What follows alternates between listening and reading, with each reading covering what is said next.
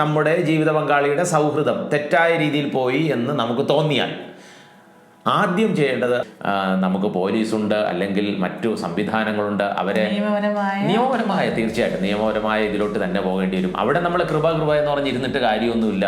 കള്ളനെ പിടിക്കാൻ പോകുന്ന പോലീസിനെ പോലെ പരമാവധി തെളിവുകൾ കണ്ടെത്തി ഇദ്ദേഹത്തെ സമൂഹത്തിന്റെ മുൻപിൽ നാറ്റിക്കുക, അല്ലെങ്കിൽ ഈ പെൺകുട്ടിയെ സമൂഹത്തിന്റെ മുൻപിൽ മോശക്കാരിയായിട്ട് കാണിക്കുന്നു. ഇതിലൊരാൾ അവിശ്വസ്തത കാണിക്കുമ്പോൾ മറ്റയാൾ നേരിടുന്ന മാനസികമായിട്ടുള്ള സമ്മർദ്ദവും ഭാവിയെക്കുറിച്ചുള്ള ആശങ്കയും നാളെയെക്കുറിച്ചുള്ള ആകുലതയും സമൂഹത്തിൽ നിന്ന് നേരിടാൻ സാധ്യതയുള്ള ഭാവി പ്രശ്നങ്ങളും നമ്മൾ പ്രവചിക്കുന്നതിനേക്കാൾ അപ്പുറമാണ്. ഒരാൾ ഈ തെറ്റായ രീതി തുടരുന്നത് അയാൾക്ക് ഏറ്റവും സന്തോഷകരമാണ്, അയാൾ എൻജോയ് ചെയ്തു. പക്ഷേ അതേ വ്യക്തിയുടെ ആ ജീവിത പങ്കാളി മറുഭാഗത്ത് വളരെ മാനസിക സംഘർഷത്തിൽ ദുഃഖത്തോടെ ഭാവിയിൽ എന്ത് ചെയ്യണമെന്നറിയാതെ ജീവിതകാലം മുഴുവൻ വിശ്വസിക്കേണ്ട ഒരാളോടുള്ള വിശ്വാസം കുറഞ്ഞുപോയി, ഭാവിയെക്കുറിച്ച്, മക്കളെക്കുറിച്ച്, സ്വന്തം ജീവിതത്തിൻ്റെ കാര്യങ്ങളെക്കുറിച്ച് ഒരു നിശ്ചയമില്ലാതെ പോകുന്ന ഒരു സ്ഥിതി വരും.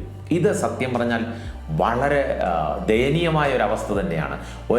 ഈ തെളിവുകൾ സംഘടിപ്പിച്ച് മറ്റുള്ളവരെ അറിയിക്കുന്നതും, അല്ലെങ്കിൽ ഒന്നോ രണ്ടോ ചുമതലപ്പെട്ടവരെ അറിയിക്കുന്നതും, ഈ വ്യക്തിയോട് ആദ്യം പോയി പറയുന്നതും ഒക്കെ ഇതിൻ്റെ പിന്നിലെ ഉദ്ദേശം വളരെ പ്രധാനമായിരിക്കണം.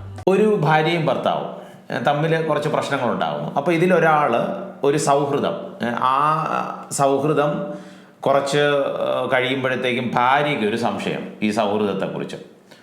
ഇതെല്ലാം കൂടെ കഴിഞ്ഞ് അവസാനം ഈ ഭാര്യ ഈ സൗഹൃദത്തിൽ എന്തോ കുഴപ്പമുള്ളതായിട്ട് കണ്ടുപിടിക്കുന്നു. അപ്പോൾ അങ്ങനെ ഒരു സാഹചര്യം ഉണ്ടാകുമ്പോൾ ഭാര്യമാർ ആദ്യം ചെയ്യുന്നത് എന്താണ്? സാധാരണ പല രീതിയിലാണ് പലരും പ്രതികരിക്കുന്നത്, എന്നാലും പൊതുവെ ഭാര്യമാർ ചെയ്യുന്ന ഒരു രീതിയുണ്ട്. എന്താണ്? അതിന് തെളിവ് കണ്ടുപിടിക്കാൻ ശ്രമിക്കും. അതായത് ഈ ഭർത്താവിൻ്റെ ഈ സൗഹൃദം തെറ്റായ രീതിയിലാണ് എന്ന് ഉറപ്പിക്കുന്ന രീതിയിലുള്ള തെളിയിക്കുന്ന ഒരു തെളിവ് കണ്ടുപിടിക്കാനായിട്ട് ശ്രമിക്കുന്നത്. അപ്പോൾ ഈ തെളിവുകൾ കണ്ടുപിടിക്കാൻ ശ്രമിക്കുമ്പോൾ യഥാർത്ഥത്തിൽ ഇത് കുടുംബജീവിതത്തെ പ്രതികൂലമായി ബാധിക്കുമോ, അതോ കുടുംബജീവിതത്തിന് ആശ്വാസകരമാണോ? ഇങ്ങനെ ഒരു വിഷയമാണ് നമ്മളിന്ന് ചർച്ച ചെയ്യാനായിട്ട് പോകുന്നത്. ഞാൻ ബെൻസിക് മിരാൻഡ, ഞാൻ ഷില്ലി ബെൻസിക്. ഫാമിലി ഫസ്റ്റിന്റെ എപ്പിസോഡിലേക്ക് എല്ലാവർക്കും സ്വാഗതം.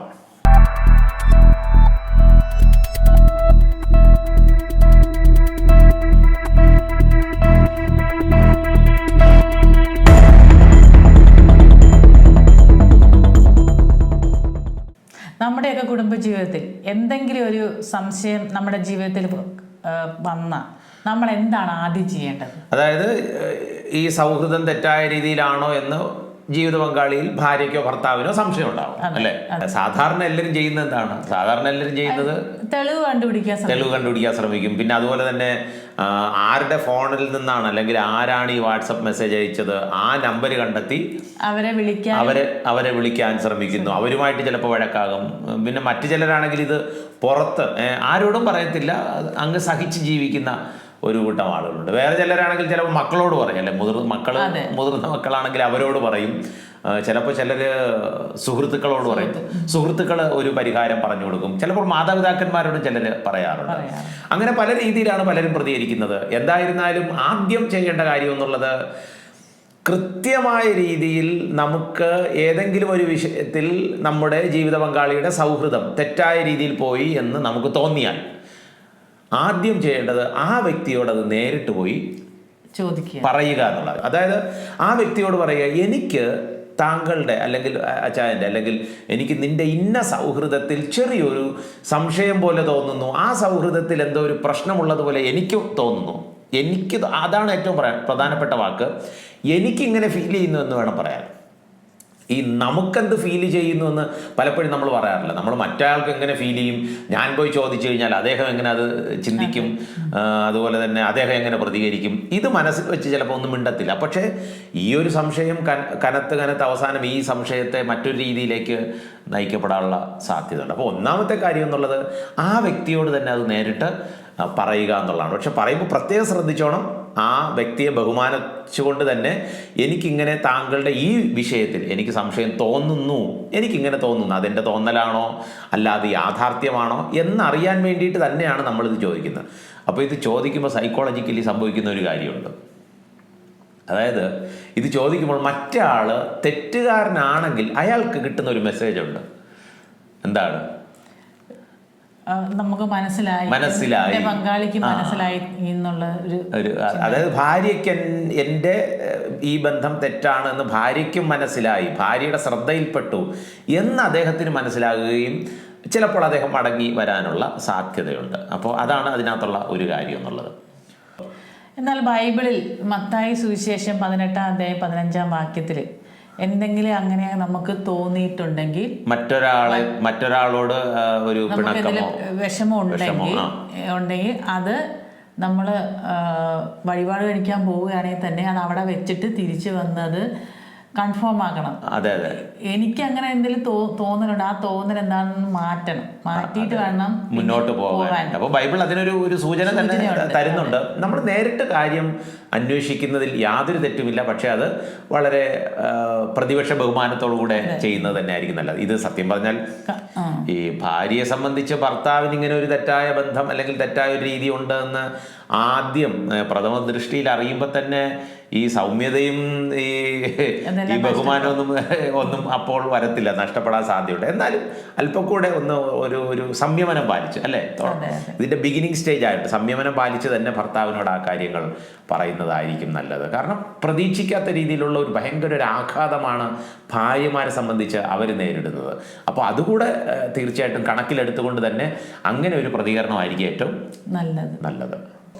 ഇപ്പൊ നമ്മുടെ കുടുംബജീവിതത്തിൽ ഇങ്ങനെ ഒരു പ്രശ്നം നേരിട്ടു, അപ്പൊ നമ്മൾ എന്ത് ചെയ്യുന്നത്, ഹസ്ബൻഡിനോട് പറഞ്ഞു ഇങ്ങനെ എനിക്ക് ഫീൽ ചെയ്ത്, ഇങ്ങനെ എനിക്ക് തോന്നുന്നു എന്ന് പറഞ്ഞ് നമ്മൾ ഹസ്ബൻഡ് വിശ്വസിക്കുന്നില്ല, പുള്ളി സമ്മതിക്കത്തില്ല. പുള്ളി പറയാതെ നിന്റെ തോന്നലായിരിക്കും, അത് നിന്റെ തോന്നലാണ്, ഞാൻ സമ്മതിച്ചു തരത്തില്ല, അങ്ങനെ ഇല്ലെന്ന് പറയും. പക്ഷെ പിന്നെ അങ്ങനെ നമ്മളത് കണ്ടതായിരിക്കും, പക്ഷെ ഹസ്ബൻഡ് സമ്മതിക്കുന്നില്ല. അപ്പോൾ നമ്മൾ ചെയ്യുന്നത് നമ്മളെ വിശ്വസിക്കുന്നില്ലല്ലോ, അതുകൊണ്ട് നമ്മൾ തെളിവിന് വേണ്ടി പുറകെ ഉണ്ടാവും. അപ്പോൾ ഇനിയും തെളിവുകൾ പിന്നെയും തെളിവിന് വേണ്ടി നമ്മൾ പുറകെ ഉണ്ടാവും. നമ്മുടെ തെളിവ് കിട്ടും. അപ്പോൾ വീണ്ടും തെളിവുകൾ ശേഖരിക്കാനായിട്ട് നിങ്ങൾ ശ്രമിക്കും. അവർക്ക് ഒന്ന് അടുത്ത ആൾക്ക് പ്രസന്റ് ചെയ്യണമെങ്കിൽ തെളിവോടുകൂടെ അവര് വിശ്വസിക്കത്തുള്ളൂ. ചിലപ്പോൾ ഭർത്താവിന്റെ വീട്ടുകാർ ഭർത്താവിനെ അത്രത്തോളം പ്രൊട്ടക്ട് ചെയ്യാൻ ശ്രമിക്കും. അതെ എപ്പോഴും ഭർത്താവിൻ്റെ വീട്ടുകാർ എന്ത് പറഞ്ഞാലും വിശ്വസിക്കണമെന്നില്ല. അപ്പം അത് നമുക്ക് ഓൾറെഡി അറിയുന്നുണ്ട്. നമ്മളെ തെളിവിന് വേണ്ടി ഒരു ശ്രമം തെളിവിന് വേണ്ടി ശ്രമിക്കും. നമുക്ക് തെളിവ് കിട്ടുകയാണെങ്കിൽ നമ്മൾ അത് വെച്ചായിരിക്കും നമ്മൾ മുന്നോട്ട് പോകുന്നത്. അപ്പൊ ആ തെളിവ് എന്ന് പറയുന്നത് നമ്മളെ വിശ്വസിക്കണം. നമ്മൾ കണ്ടത് ചിലപ്പോൾ വാട്സപ്പ് മെസ്സേജ് ആയിരിക്കും, ഫോട്ടോസ് ആയിരിക്കാം, ചില ചാറ്റുകളായിരിക്കാം, അതൊക്കെ തെളിവുകളായിട്ട് നമ്മൾ സ്ക്രീൻഷോട്ടുകളൊക്കെ എടുത്തു വെച്ചിരിക്കും. അതൊരു കുടുംബജീവിതത്തെ ബാധിക്കുമോ? അത് എങ്ങനെയൊക്കെ ഏതെല്ലാം രീതിയിൽ ബാധിക്കും? ഇത് ആക്ച്വലി സ്ത്രീകൾ മാത്രമല്ല പുരുഷന്മാരും ചെയ്യുന്ന ഒരു കാര്യമാണ്. ഒരു തെളിവ് കിട്ടി, ആ തെളിവ് സമർപ്പിച്ചു, പക്ഷെ അദ്ദേഹം സമ്മതിക്കുന്നില്ല, ഞാനിങ്ങനെ ചെയ്തിട്ടില്ല എന്ന് പറയുമ്പോൾ സ്വാഭാവികമായിട്ടും സൈക്കോളജിക്കലി അല്ലെങ്കിൽ സ്വാഭാവികമായിട്ടും മറ്റു പല തെളിവുകൾക്ക് വേണ്ടി ഈ വ്യക്തി ശ്രമിക്കും എന്നുള്ളത് തന്നെയാണ്. പക്ഷേ ഇതിനകത്തുള്ള ഒരു അപകടം, ഒന്നിനു പുറകെ അനേക തെളിവുകൾ സംഘടിപ്പിക്കാനായിട്ട് ഒരാൾ പോകുമ്പോൾ ഈ പോലീസും കള്ളനും തമ്മിലുള്ള ഒരിതുപോലെ ആയിപ്പോവും. അതായത് മനസ്സിൽ മുഴുവൻ വൈരാഗ്യം കൂടും. അതായത് ഇദ്ദേഹത്തെ എങ്ങനെയെങ്കിലും പൂട്ടണം, കൂടുതൽ തെളിവിന് കിട്ടാൻ വേണ്ടിയുള്ള പരക്കം പാച്ചിലായിരിക്കും. അപ്പോൾ ഇദ്ദേഹത്തെ എല്ലാ രീതിയിലും പൂട്ടണം. അതിനു വേണ്ടിയിട്ട് മറ്റ് കാര്യങ്ങളിൽ ശ്രദ്ധ കുറയുകയും ഇദ്ദേഹത്തിൻ്റെ എല്ലാ ചെയ്തികളും രാവിലെ എഴുന്നേൽക്കുന്ന തുടങ്ങി രാത്രി വരെയുള്ള ഇദ്ദേഹത്തിൻ്റെ എല്ലാ രീതികളും പ്രവണതകളും, മറ്റുള്ളവരോടുള്ള സംസാരവും, മൊബൈൽ ടാപ്പിംഗ്, വാട്സപ്പ് അതുപോലെ തന്നെ ട്രാക്ക് ചെയ്യുക, ഇങ്ങനെ എന്തിനും പിന്നാലെ നടക്കും. യഥാർത്ഥത്തിൽ ഇത് സംഭവിക്കുന്നത് കുടുംബജീവിതത്തെ സാരമായി ബാധിക്കുമെന്നുള്ളതാണ്. കാരണം പിന്നാലെ നടക്കുമ്പോൾ ആ വ്യക്തിയുടെ പിന്നാലെ നടന്ന അദ്ദേഹത്തിൻ്റെ ഓരോ തെളിവുകളും നമ്മൾ കണ്ടുപിടിക്കും തോറും അദ്ദേഹത്തോടുള്ള വൈരാഗ്യം കൂടും, അദ്ദേഹത്തോടുള്ള വെറുപ്പ് കൂടും. അപ്പോൾ അദ്ദേഹം ചെയ്യുന്നത് തെറ്റല്ലേ എന്ന് ചോദിച്ചാൽ തെറ്റ് തന്നെയാണ്. മറ്റാൾ ഇത് കണ്ടിന്യൂ ചെയ്യുന്നു, അയാൾ സമ്മതിക്കുന്നില്ലല്ലോ, തെറ്റ് തന്നെയാണ്. പക്ഷേ ഈ മറുഭാഗത്തെ അയാൾ പിന്നാലെ നടന്ന് ഇതെല്ലാം കൂടുതൽ കണ്ടുപിടിക്കുമ്പോൾ യഥാർത്ഥത്തിൽ മാനസികമായിട്ട് അയാൾ ഭയങ്കരമായിട്ട് തകർന്നു പോകും. അപ്പോൾ ക്രിയേറ്റീവായിട്ട് ചിന്തിക്കാൻ പറ്റത്തില്ല, ക്രിയാത്മകമായി പ്രവർത്തിക്കാൻ സാധിക്കത്തില്ല, മക്കളുടെ കാര്യങ്ങൾ നോക്കാൻ പറ്റാതെയാകുന്നു, ജോലിസ്ഥലത്ത് ശ്രദ്ധ പതറിപ്പോകുന്നു. ഇതെല്ലാം കൊണ്ടെത്തിക്കുന്നത് ഭയങ്കര ഒരു സമ്മർദ്ദത്തിലാണ്.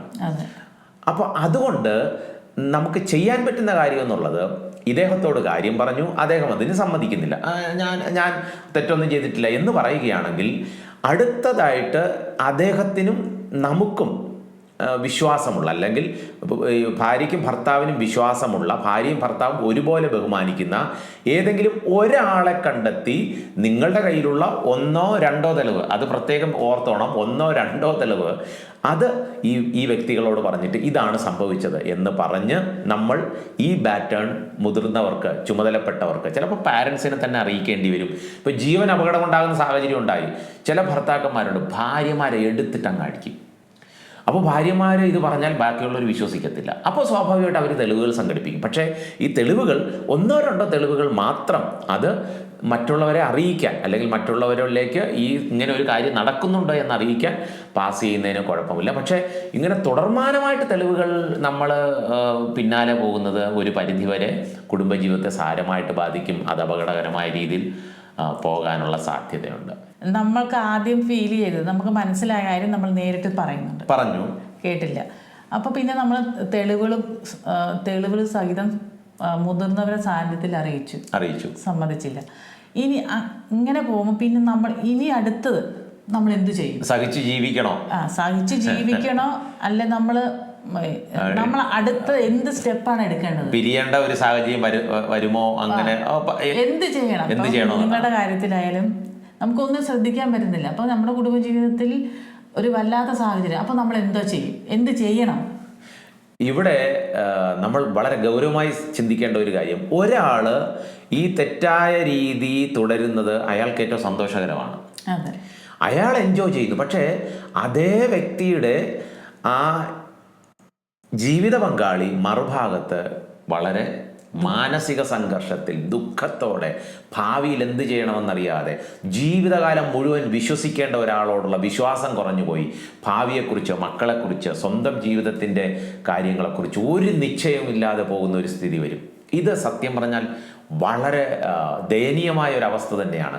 ഒരാൾ വളരെ എൻജോയ് ചെയ്യാൻ ശ്രമിക്കുന്നു, മറ്റാൾ അതിന് നേരെ ഓപ്പോസിറ്റായിട്ട് പോകുന്നു. ഇവിടെ അല്പക്കൂടെ നമ്മൾ ഒരു ബുദ്ധിപൂർവ്വം ഇതിനെ കൈകാര്യം ചെയ്യണമെന്നുള്ളതാണ്. ഈ തെളിവുകൾ സംഘടിപ്പിച്ച് മറ്റുള്ളവരെ അറിയിക്കുന്നതും, അല്ലെങ്കിൽ 1 or 2 ചുമതലപ്പെട്ടവരെ അറിയിക്കുന്നതും, ഈ വ്യക്തിയോട് ആദ്യം പോയി പറയുന്നതും ഒക്കെ ഇതിൻ്റെ പിന്നിലെ ഉദ്ദേശം വളരെ പ്രധാനമായിരിക്കണം. ഇതിൻ്റെ പിന്നിലെ ഉദ്ദേശം എന്നുള്ളത്, എൻ്റെ ജീവിത പങ്കാളിയെ, ഭാര്യയെ അല്ലെങ്കിൽ ഭർത്താവിനെ, അദ്ദേഹം ഒരു തെറ്റായ വഴിയിലേക്ക് പോയി, മനുഷ്യനായതുകൊണ്ട് തെറ്റുകൾ സംഭവിച്ചേക്കാം, പക്ഷേ ഞാനതിനെ തിരിച്ചു കൊണ്ടുവരണം. ഈ ആദ്യം നമുക്കുണ്ടാകണം. ഈ ആറ്റിറ്റ്യൂഡ് വച്ച് വേണം ഈ ഒരു സംഘർഷഭരിതമായ, അല്ലെങ്കിൽ ഈ ഒരു സങ്കീർണമായ സാഹചര്യത്തെ നേരിടേണ്ടത്. ഒരിക്കലും കള്ളനെ പിടിക്കാൻ പോകുന്ന പോലീസിനെ പോലെ പരമാവധി തെളിവുകൾ കണ്ടെത്തി ഇദ്ദേഹത്തെ സമൂഹത്തിൻ്റെ മുൻപിൽ നാറ്റിക്കുക, അല്ലെങ്കിൽ ഈ പെൺകുട്ടിയെ സമൂഹത്തിൻ്റെ മുൻപിൽ മോശക്കാരിയായിട്ട് കാണിക്കുക, അതാകരുത് നമ്മുടെ ലക്ഷ്യം. കാരണം ഇദ്ദേഹം നമ്മുടെ ജീവിത പങ്കാളിയാണ്. അപ്പോൾ ജീവിത പങ്കാളിയെ മടക്കിക്കൊണ്ടുവന്ന് കുടുംബത്തിലേക്ക് എത്തിക്കുക എന്നുള്ളതായിരിക്കണം ഇതിൻ്റെ പിന്നിലെ നമ്മുടെ പ്രധാന ഉദ്ദേശം എന്നുള്ളത്, ഈ മാനസിക സ്ഥിതിയിൽ. അപ്പോൾ നമ്മൾ ചെയ്യേണ്ട കാര്യം, ഒന്ന്, നമ്മൾ വളരെ ഗൗരവത്തോടെ ഈ വിഷയത്തിൽ ഇടപെടുക. ഇത് 1-2 പേരെ അറിയിച്ചു, അവരിത് തിരിച്ച് മടക്കി കൊണ്ടുവരാൻ ശ്രമിച്ചു, എന്നിട്ടും മറ്റേ സമ്മതിക്കുന്നില്ല, അയാളുടെ വഴിക്ക് പോകുകയാണെങ്കിൽ ബൈബിളിൽ പറഞ്ഞിരിക്കുന്നത്, സ്ത്രീയുടെ നല്ല നടപ്പ് കണ്ടറിഞ്ഞ് വചനം കൂടാതെ ഭർത്താവ് മടങ്ങി വരാൻ ഇടയാകും. അതായത് നമ്മുടെ റോള് നമ്മൾ കുറ്റമറ്റതായി ചെയ്തു തീർക്കാൻ ശ്രമിക്കുക. എനിക്ക് ദൈവം തന്ന മക്കളെ ഞാൻ ശ്രദ്ധയോടെ വളർത്തും, എനിക്ക് ജോലിയുണ്ടെങ്കിൽ ആ ജോലി ഞാൻ ശ്രദ്ധയോടെ ചെയ്യും.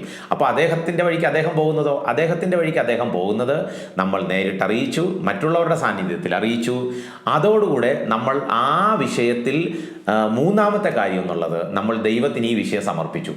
പിന്നെ ഇതിൻ്റെ പിന്നാലെ നമ്മൾ പോകുന്നതിലൂടെ നമ്മുടെ ശ്രദ്ധ പോകുന്നു, കുട്ടികളെ വളർത്താനുള്ള സാഹചര്യം പോകുന്നു. കാരണം മറ്റേ അയാളുടെ വഴിക്കാണ് പോകുന്നത്. അപ്പോൾ ആകെയുള്ള നമ്മളേ ഉള്ളൂ. നമ്മളും കുട്ടികളെ വളർത്താതെ ഇതിൻ്റെ പിന്നാലെ പോകുമ്പോൾ കുട്ടികൾ അനാഥരെ പോലെ, മാതാപിതാക്കന്മാർ ഉള്ളവർ അനാഥരെ പോലെ ജീവിക്കാനായിട്ടിടയാകും. മാത്രമല്ല, കുട്ടികൾ ഇതിൽ നിന്ന് ചില പാഠങ്ങൾ പഠിക്കും. പപ്പ അല്ലെങ്കിൽ മമ്മി, ഇതിലാരോ ഒരാൾ തെറ്റായ മേഖലയിൽ പോയിട്ടും എൻ്റെ പപ്പ അല്ലെങ്കിൽ എൻ്റെ മമ്മി അവിശ്വസ്തയോടെ ഞങ്ങളെ നല്ല രീതിയിൽ വളർത്തി, ആ സമയത്ത് എൻ്റെ മമ്മി നേരിട്ട അല്ലെങ്കിൽ എൻ്റെ പപ്പ നേരിട്ട ആ രീതി, ആ പ്രശ്നത്തെ നേരിട്ട രീതി, ദൈവത്തിന് ഈ വിഷയം ഏൽപ്പിച്ചു കൊടുത്തു, ദൈവം പരിഹരിക്കട്ടെ എന്ന് പറഞ്ഞ് ദൈവത്തിന് ഏൽപ്പിച്ചു കൊടുക്കുക എന്നുള്ളത് തന്നെയാണ്. എന്നാൽ ഫിസിക്കൽ അബ്യൂസ് ഉണ്ടാകുന്നു, അത് ദൈവം പരിഹരിക്കട്ടെ എന്ന് പറഞ്ഞിട്ട് നമ്മൾ വീണ്ടും ചിലപ്പോൾ ആ വീട്ടിൽ താമസിക്കേണ്ടി വരുമ്പോൾ തീർച്ചയായിട്ടും ചിലപ്പോൾ മരണം വരെ നേരിടാനുള്ള സാധ്യതയുണ്ട്. ഇന്നത്തെ കാലഘട്ടത്തിൽ അങ്ങനെയാണ്. അതുകൊണ്ട് ജീവനപകടം ഉണ്ടാകുന്ന സാഹചര്യം ഉണ്ടായാൽ തീർച്ചയായിട്ടും ഈ വീഡിയോ കാണുന്ന നിങ്ങൾ അടുത്ത മേഖലയിലേക്ക് തന്നെ പോകേണ്ടി വരും. നമുക്ക് പോലീസുണ്ട്, അല്ലെങ്കിൽ മറ്റു സംവിധാനങ്ങളുണ്ട്, അവരെ നിയമപരമായ തീർച്ചയായിട്ടും നിയമപരമായ ഇതിലോട്ട് തന്നെ പോകേണ്ടി വരും. അവിടെ നമ്മൾ കൃപ എന്ന് പറഞ്ഞിരുന്നിട്ട് കാര്യമൊന്നുമില്ല. അത് വളരെ അപകടകരമായ രീതിയിൽ ചെന്നെത്താനുള്ള സാധ്യതയുണ്ട്. അപ്പോൾ നമ്മൾ ഒരു വ്യക്തി അയാളുടെ തെറ്റ് തുടർമാനമായിട്ട് വീണ്ടും മുന്നോട്ട് പോവുകയാണെങ്കിൽ നമ്മൾ ആ വ്യക്തിയോട് ക്ഷമിക്കുന്നു, ശരി തന്നെയാണ്, അയാളോട് പൊറുക്കുന്നു. പക്ഷേ നമ്മൾ വളരെ വിവേകത്തോടുകൂടെ എടുക്കുന്ന തീരുമാനങ്ങൾ മാത്രമേ അതിന് നമുക്ക് പരിഹാരമാകുകയുള്ളൂ. എന്നാൽ വേർപെട്ട് ജീവിക്കാൻ ബൈബിൾ ഒരു കാരണവശാലും ഈ വിഷയത്തിൽ അനുവദിക്കുന്നില്ല എന്നുള്ളത് തന്നെയാണ്. എന്നാൽ ജീവനപകടം ഉണ്ടാകുന്ന സാഹചര്യം ഉണ്ടായാൽ തീർച്ചയായിട്ടും ഈ വ്യക്തി തിരിച്ച് മടങ്ങി വരുന്നതുവരെ നമ്മുടെ ജീവൻ രക്ഷിക്കേണ്ടതിന് മറ്റുള്ളവരുടെ മുതിർന്നവരുടെ നമ്മുടെ മാതാപിതാക്കന്മാരുടെ കൂടെ തന്നെ ചിലപ്പോൾ പോയി താമസിക്കേണ്ടതായിട്ട് വന്നേക്കാം. അത് ഡിവോഴ്സ് എന്നുള്ള ആശയത്തിൽ ആകരുത് എന്ന് മാത്രമേ ഉള്ളൂ. കുടുംബജീവിതത്തിന്റെ ആത്യന്തിക ലക്ഷ്യം എന്നത് ദൈവനാമം മഹത്വപ്പെടുകയാണ്. തീർച്ചയായിട്ടും. അപ്പോൾ അതിനാവശ്യമായ ചില ആത്മീയ സത്യങ്ങൾ ഒന്ന് പറയാമോ? നിർദ്ദേശങ്ങൾ അല്ലെ, ചില ആത്മീയ നിർദ്ദേശങ്ങൾ ഒന്ന് പറയാമോ? ഇവിടെ യഥാർത്ഥത്തിൽ രണ്ടുപേർ തമ്മിൽ ഒരുമിച്ച് ജീവിക്കാൻ ആഗ്രഹിക്കുന്നു. മേലാൽ രണ്ടല്ല ഒന്നാണ്, ഏക ശരീരമായിട്ട് ജീവിക്കുന്നു. ഇതിലൊരാൾ അവിശ്വസ്തത കാണിക്കുമ്പോൾ മറ്റേ നേരിടുന്ന മാനസികമായിട്ടുള്ള സമ്മർദ്ദവും ഭാവിയെക്കുറിച്ചുള്ള ആശങ്കയും നാളെയെക്കുറിച്ചുള്ള ആകുലതയും സമൂഹത്തിൽ നിന്ന് നേരിടാൻ സാധ്യതയുള്ള ഭാവി പ്രശ്നങ്ങളും നമ്മൾ പ്രവചിക്കുന്നതിനേക്കാൾ അപ്പുറമാണ്, നമ്മൾ ചിന്തിക്കുന്നതിനേക്കാൾ അപ്പുറമാണ്. അതുകൊണ്ട് കുടുംബജീവിതത്തിൽ ഏതെങ്കിലും അവിശ്വസ്തത വന്നുപോയാൽ തീർച്ചയായിട്ടും ഇത് മടക്കിക്കൊണ്ടുവരാനായിട്ടുള്ള ഒന്നാമത്തെ പടിയെന്ന് പറഞ്ഞാൽ നമ്മൾ ആ വ്യക്തിയോട് കാര്യങ്ങൾ പറയുന്നു. രണ്ട്, ആ വ്യക്തി മനസ്സിലാക്കാൻ ഇടയാകുന്ന രീതിയിൽ ചില തെളിവുകൾ അദ്ദേഹത്തിന് കാണിച്ചു കൊടുക്കുന്നു. മൂന്ന്, നമ്മൾ ചുമതലപ്പെട്ടവരെ അറിയിക്കുന്നു. എന്നിട്ടും ഇത് കണ്ടിന്യൂ ചെയ്യുകയാണെങ്കിൽ നമ്മൾ ദൈവത്തിന് ഈ വിഷയം ഏൽപ്പിച്ചിട്ട് നമ്മൾ വളരെ വിശ്വസ്തയോടെ ജീവിക്കുന്നു എന്നുള്ളതാണ്. എന്നാൽ നമുക്ക് ചെയ്യാൻ പറ്റുന്ന മറ്റു ചില കാര്യങ്ങൾ കൂടെയുണ്ട്. പ്രായോഗികമായിട്ട് ഒന്ന്, നമ്മൾ ആദ്യമായി നമ്മുടെ കുടുംബത്തിൽ വേണ്ടത് കുടുംബ പ്രാർത്ഥനയും ബൈബിൾ പാരായണവും തന്നെയാണ്. കാരണം ഈ വീട്ടിൻ്റെ മതിലെന്ന് പറയുന്നത്, നമ്മൾ വീട്ടിൽ മതിൽ കെട്ടുന്നത് എന്തിനായി മതിൽ കെട്ടുന്നത്? നാൽക്കാലികൾ, ഇരുകാലികൾ, നമുക്ക് ഇഷ്ടമില്ലാത്തവരാരും വീട്ടിൽ വരരുത് എന്നുള്ളത് കൊണ്ട് തന്നെയാണ്, വീടിൻ്റെ സംരക്ഷണത്തിന്. അതുപോലെ തന്നെയാണ് വീടിന് ചുറ്റുമുള്ള മതിലാണ് ഈ പ്രാർത്ഥനയും വേദപുസ്തക വായനയും എന്നുള്ളത്. അത് നിർബന്ധമാക്കണം നമ്മുടെ വീടുകളിൽ. അതിലൂടെ ഒരു പരിധിവരെ വീട്ടിൻ്റെ ആത്മീയ അന്തരീക്ഷം നിലനിർത്താനായിട്ട് സാധിക്കും എന്നുള്ളതാണ്. രണ്ടാമത്തെ കാര്യം എന്നുള്ളത് ഭാര്യ ഭർത്താക്കന്മാർ തമ്മിലുള്ള ആശയവിനിമയം. അത് നിർബന്ധമായിട്ടും നമ്മൾ എത്രത്തോളം വർദ്ധിപ്പിക്കാൻ സാധിക്കുമോ അത്രത്തോളം നല്ലത്. അതായത് ആഴ്ചയിലൊന്ന് ഭാര്യയും ഭർത്താവും ചില മണിക്കൂറുകൾ തന്നെ അവരുടെ ഹൃദയത്തിലെ ആഗ്രഹങ്ങളും ആശകളും കഴിഞ്ഞ നാളത്തെ പോരായ്മകളും ഒക്കെ എന്തെങ്കിലുമൊക്കെ പങ്കുവയ്ക്കാനുണ്ടെങ്കിൽ പങ്കുവയ്ക്കുക എന്നുള്ളതാണ് രണ്ടാമത്തെ കാര്യം. മൂന്നാമത്തെ കാര്യം എന്നുള്ളത്, ഇതൊരു മോഡേൺ വേൾഡാണ്, ഇതൊരു ഡിജിറ്റൽ വേൾഡാണ്. ഈ ഡിജിറ്റൽ കാര്യങ്ങൾ ജീവിതത്തിലോട്ട് വന്നതാണ് കൂടുതൽ അപകടകരമായി പോയത്. പക്ഷെ അത് തീർച്ചയായിട്ടും ഡിജിറ്റൽ കാര്യങ്ങൾ നല്ലത് തന്നെയാണ്. പക്ഷേ അതിനകത്ത് അപകടമുണ്ടോ എന്ന് ചോദിച്ചാൽ അപകടമുണ്ട്. അപ്പോൾ അതാണല്ലോ ഈ തെളിവ് കണ്ടുപിടിക്കാനായിട്ട് ആളുകൾ പിന്നാലെ പോകുന്നത്. അപ്പോൾ ശ്രദ്ധിക്കേണ്ട കാര്യം, എൻ്റെ മൊബൈലിൻ്റെ എല്ലാ മേഖലയിലും എൻ്റെ ഭാര്യയ്ക്ക് കയറാനുള്ള അനുവാദമുണ്ട്. എൻ്റെ ഭാര്യയുടെ മൊബൈലിൻ്റെ എല്ലാ ആപ്പുകളും എല്ലാ മെസ്സേജുകളും ഏത് കാര്യത്തിലും കയറാനുള്ള സ്വാതന്ത്ര്യം ഭാര്യയ്ക്ക് കൊടുക്കുക. നമ്മുടെ വീട്ടിലെ മക്കൾക്ക് ഒരു കാരണവശാലും മക്കളെ മൊബൈലിൽ നിന്ന് നമ്മൾ അങ്ങനെ അകറ്റി നിർത്തരുത്. മക്കൾക്ക് നമ്മുടെ മൊബൈൽ, മാതാപിതാക്കന്മാരുടെ മൊബൈലിനകത്ത് മക്കൾക്ക് കയറാം. മക്കൾ നമ്മുടെ മൊബൈൽ നോക്കട്ടെ. അതിലൂടെ അവർക്കും എൻ്റെ പപ്പയും മമ്മിയും ട്രാൻസ്പാരൻ്റ് ആണെന്ന് അവർക്ക് മനസ്സിലാവും. അങ്ങനെ നമ്മൾ ചെയ്താലുള്ള മറ്റൊരു ഗുണം, അവരുടെ മൊബൈലുകൾ നമുക്കും തീർച്ചയായിട്ടും ഉപയോഗിക്കാൻ സാധിക്കും. അവർ ആരൊക്കെയാണ് അവരെ വിളിക്കുന്നത്, ആരൊക്കെയാണ് അവർക്ക് മെസ്സേജ് അയക്കുന്നത്. അപ്പോൾ ഇങ്ങനെ ഒരു ട്രാൻസ്പാരൻസി വീട്ടിൽ കീപ്പ് ചെയ്യുന്നത് ഏറ്റവും നല്ലതാണ്. ഒടുവിലായിട്ട് പറയാനുള്ള ഒരു പ്രധാനപ്പെട്ട കാര്യം, കഴിഞ്ഞ നാളത്തെ ദുരനുഭവങ്ങൾ, കഴിഞ്ഞ നാളത്തെ അബദ്ധങ്ങൾ, അല്ലെങ്കിൽ കഴിഞ്ഞ നാളിൽ വന്നുപോയ പോരായ്മകൾ, തെറ്റുകൾ, ഇതൊക്കെ കണ്ടുപിടിച്ചു, ശരിയാണ്, കാര്യങ്ങൾ പറഞ്ഞു കഴിഞ്ഞു. പക്ഷെ അതോടുകൂടെ അതങ്ങ് അവസാനിപ്പിക്കണം. ഈ കണ്ടുപിടിച്ച തെളിവുകൾ ഇന്നും ഹാർഡ് ഡിസ്കിലും അതുപോലെ തന്നെ പ്രത്യേകമായിട്ടുള്ള വാട്സപ്പ് ഗ്രൂപ്പിലും സ്വന്തമായിട്ടുള്ള വാട്സപ്പ് ഇത് കാണുമല്ലോ, അതിലൊക്കെ സൂക്ഷിക്കുന്നത് ഏറെ അപകടമാണ്. കാരണം എനിക്ക് തന്നെ പരിചയമുള്ള ഒരു ഫാമിലി ഒരിക്കൽ കൗൺസിലിങ്ങിന് വന്നപ്പോൾ ഈ ഭർത്താവ് ഒരു 2 TBയുടെ ഒരു ഹാർഡ് ഡിസ്ക് എടുത്ത് എൻ്റെ മുമ്പിൽ വെച്ചിട്ട് പറയുകയാണ്, കഴിഞ്ഞ 6 വർഷത്തെ ഞങ്ങളുടെ കുടുംബജീവിതവുമായി ബന്ധപ്പെട്ട എല്ലാ കോൺവെർസേഷനും ഇതിനകത്തുണ്ട് സാറേ, വേണമെങ്കിൽ കേട്ട് നോക്കൂ, ഇവൾ ആരാണെന്ന് സാറിന് മനസ്സിലാവുമെന്ന്. ഞാനപ്പോൾ അങ്ങ് ഞെട്ടിപ്പോയി. ഈ പെൺകുട്ടി അപ്പോൾ ഇരുന്ന് കരയുകയാണ്. ഈ പെൺകുട്ടിയുടെ അവസ്ഥ എന്താണെന്ന് കേൾവിക്കാർക്ക് മനസ്സിലായി കാണും. അതായത് കല്യാണം കഴിഞ്ഞ് അന്ന് മുതൽ 6 വർഷമായിട്ട് ഇദ്ദേഹം ഭാര്യ എന്ത് സംസാരിച്ചാലും ഉടനെ എടുത്ത് മൊബൈൽ ഓൺ ചെയ്ത് റെക്കോർഡ് ചെയ്ത് വയ്ക്കും. പക്ഷേ ഇത് ഭാര്യയ്ക്ക് അറിയത്തില്ല. അപ്പോൾ ഭാര്യ മനസ്സ് തുറന്ന് പറയുന്ന എല്ലാ കാര്യങ്ങളും, ഏത് സമയത്തുള്ള കാര്യങ്ങളെല്ലാം റെക്കോർഡ് ചെയ്ത് വെച്ചിരിക്കുകയാണ്. ഇങ്ങനെ ഒരു ഭർത്താവിനെ എങ്ങനെ ഭാര്യ ഇനി ഭാവിയിൽ വിശ്വസിക്കും? ഈ കൗൺസിലിംഗ് കഴിഞ്ഞാൽ പോലും എങ്ങനെ വിശ്വസിക്കും? ഞാനപ്പോൾ ഇത് ഭർത്താവിനോട് വളരെ കൃത്യമായി പറഞ്ഞു കൊടുത്തു, ഇതിൻ്റെ പിന്നിൽ ഏറ്റവും വലിയ അപകടം എന്നുള്ളത്. നമ്മൾ ഈ തെളിവുകൾ ഭാവിയിലത്തേക്ക് സൂക്ഷിക്കുന്നത് ഒരിക്കലും നമ്മളെ അവർ വിശ്വസിക്കുന്നതിന് കാരണമാകുകയില്ല എന്നുള്ളത് തന്നെയാണ്. ദൈവം മനുഷ്യനോട് ക്ഷമിക്കുന്നുണ്ട്, അല്ലേ? ദൈവം മനുഷ്യനോട് ക്ഷമിക്കുകയും ചെയ്യുന്നുണ്ട്. അതിൻ്റെ കൂടെ മറ്റൊരു സ്വഭാവം കൂടെ ദൈവത്തിനുണ്ട്. ദൈവം ഒരിക്കലും ഓർക്കത്തില്ല എന്ന് തന്നെ പറയുന്നുണ്ട്. നിന്റെ തെറ്റുകളെ ഞാൻ ഓർക്കത്തില്ല. അപ്പോൾ നമ്മൾ ഇത് ഇടയ്ക്കിടയ്ക്ക് ഓർക്കാനായിട്ട് സൂക്ഷിച്ചു വെക്കരുത് എന്നുള്ളതാണ്. ഈ ധൂർത്തപുത്രൻ വീട്ടിലോട്ട് മടങ്ങി വരുന്ന ഒരു രംഗമുണ്ടല്ലോ ബൈബിളിൽ. അപ്പോൾ ധൂർത്തപുത്രൻ വീട്ടിലേക്ക് മടങ്ങി വരുമ്പോൾ അതിലെ ഒരു മകൻ, ആ മകൻ മൂത്ത മകൻ, അല്ലേ? മൂത്ത മകൻ ഈ ഇളയവൻ തിരിച്ചു വന്നപ്പോൾ മൂത്ത മകൻ പറയുകയാണ്, ഇവൻ പണമെല്ലാം കൊണ്ട് നശിപ്പിച്ചു, ഇവൻ മോശമായ ജീവിതം നയിച്ചു, സ്ത്രീകളോടുകൂടെ ഇവൻ തെറ്റായ ജീവിതം നയിച്ചു. ഇങ്ങനെ പല സംഭവങ്ങൾ പറയുകയാണ്. പക്ഷെ പിതാവ് ഒരിക്കൽ പോലും ഈ പയ്യനോട് നീ പോയി തെളിവെല്ലാം കൊണ്ടുവന്ന് പറഞ്ഞില്ല. തെളിവുകൾ സംഘടിപ്പിക്കാനും തെളിവിൻ്റെയും പിന്നാലെയും ആ സ്നേഹവാനായ പിതാവ് പോയില്ല. അതിനു പകരം ഈ വാതിൽ എപ്പോഴും തുറന്നിട്ടിരുന്നു. ഏത് സമയത്തും മടങ്ങി വരാനുള്ള വാതിൽ ജീവിതത്തിൽ തുറന്നിടുമ്പോൾ ആ ഒരു ദൈവ സ്നേഹം ജീവിത പങ്കാളികൾക്ക് ശരിയായി മനസ്സിലാക്കാനായിട്ടിടയാകും. ഈ സങ്കീർണ സാഹചര്യം അങ്ങനെ മറികടക്കാനായിട്ട് തീർച്ചയായിട്ടും ഇടയാകും. എതിർലിംഗക്കാരോട് ശരിയായ ഒരു ബൗണ്ടറി കീപ്പ് ചെയ്യാനായിട്ട് ഭാര്യയും ഭർത്താവും ഒരുപോലെ ശ്രമിക്കുന്നത് നല്ലതാണ്. അതിലൂടെ നമ്മുടെ മക്കൾക്ക് മനസ്സിലാവും എന്താണ് ഹെൽത്തി ബൗണ്ടറി എന്നുള്ളത്. അപ്പോൾ അതുകൊണ്ട് തന്നെ ഇങ്ങനെ ശരിയായ അതിരുകൾ എല്ലാ മേഖലയിലും പുലർത്തിയാൽ ഒരു പരിധിവരെ ഇത്തരം അപകടങ്ങളിലേക്ക് പോയി ചാടുകയില്ല, അനാവശ്യ തെളിവുകളുടെ പിന്നാലെ പോവുകയില്ല. തെളിവുകൾ കണ്ടുപിടിക്കാൻ എത്രത്തോളം ശ്രമിക്കുന്നു അത്രത്തോളം തെളിവ് കണ്ടുപിടിക്കാൻ ശ്രമിക്കുന്ന ആളുൾപ്പെടെ മാനസികമായി തകർന്നു പോവുകയുള്ളൂ. അതുകൊണ്ട് വരും ദിവസങ്ങളിൽ ക്ഷമിക്കാനും സഹിക്കാനും മറക്കാനും അപ്പോൾ തന്നെ വിശ്വസ്തയോടെ ഭാര്യ ഭർത്താക്കന്മാർ ജീവിക്കാനും ഇടയാകട്ടെ. കുടുംബജീവിതത്തിൽ സമാധാനം നഷ്ടപ്പെട്ടാൽ എത്ര തെളിവുകൾ കണ്ടുപിടിച്ചാലും ഒരു കാര്യമില്ല, ഒരു രക്ഷയുമില്ല. ഈ തെളിവ് കണ്ടുപിടിക്കാൻ ശ്രമിക്കുമ്പോൾ തെളിവ് കണ്ടുപിടിക്കുന്ന ആളുടെ മനസ്സിൽ ഞാൻ ഇയാളെ ഇപ്പൊ തന്നെ ഇത് ചെയ്യും, എനിക്ക് ഭയങ്കര ബുദ്ധിയാണ്, അയാൾ പോലും അറിയാതെ അയാളുടെ തെളിവ് ഞാൻ കണ്ടുപിടിച്ചു, ഇതൊക്കെ ഒരു വിജയം പോലെയാണ് തോന്നുന്നത്. പക്ഷേ തോൽവിയാണ്, ജയമല്ല. ഒറിജിനലി ഒരു പരാജയം തന്നെയാണ്. അപ്പോൾ രണ്ടുപേരും പരാജയപ്പെടുന്നു എന്നുള്ളത് തന്നെയാണ് വാസ്തവം എന്നുള്ളത്. എന്നാൽ വിജയത്തിലേക്ക് നയിക്കപ്പെടുന്ന ക്രിസ്തീയ ജീവിതം ശരിയായ രീതിയിൽ നയിക്കാനായിട്ട് ഈ കേട്ട ടിപ്സുകൾ കാരണം ഇടയാകട്ടെ. തീർച്ചയായിട്ടും നിങ്ങളുടെ ഏത് കമൻറ്റും ഞങ്ങളുടെ കമൻറ്റ് ബോക്സിലേക്ക് ഷൂട്ട് ചെയ്യാവുന്നതാണ്. ഞങ്ങൾ അത് സ്വാഗതം ചെയ്യുന്നു. മറ്റൊരു വീഡിയോയുമായി നാം വീണ്ടും കാണുകയും. God be with you till we meet again.